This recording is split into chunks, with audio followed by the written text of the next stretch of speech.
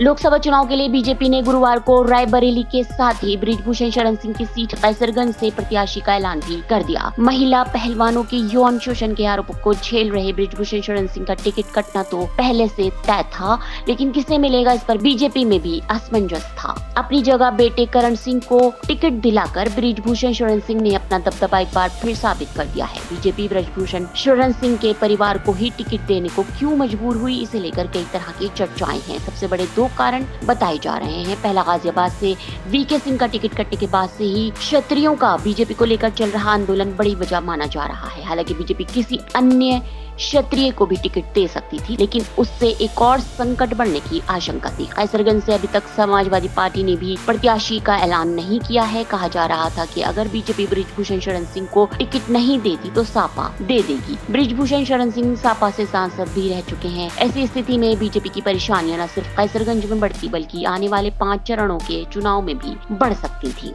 कहा जा रहा है कि करण भूषण सिंह को कैसरगंज से उम्मीदवार बनाए जाने को लेकर बीजेपी ने बृजभूषण शरण सिंह से बात बहुत पहले की थी, लेकिन बृजभूषण शरण सिंह अभी रिटायर होने के मूड में नहीं थे।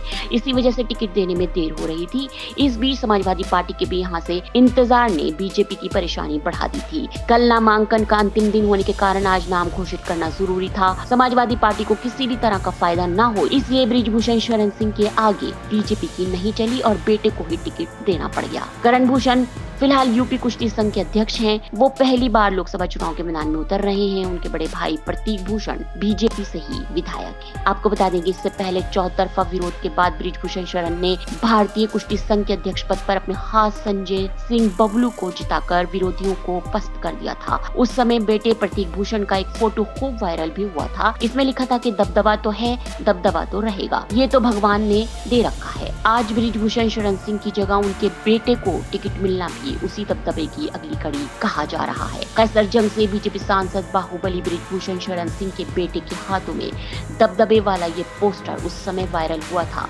जब संजय सिंह बबलू को भारतीय कुश्ती संघ का अध्यक्ष चुना गया था। Bureau report, ST news.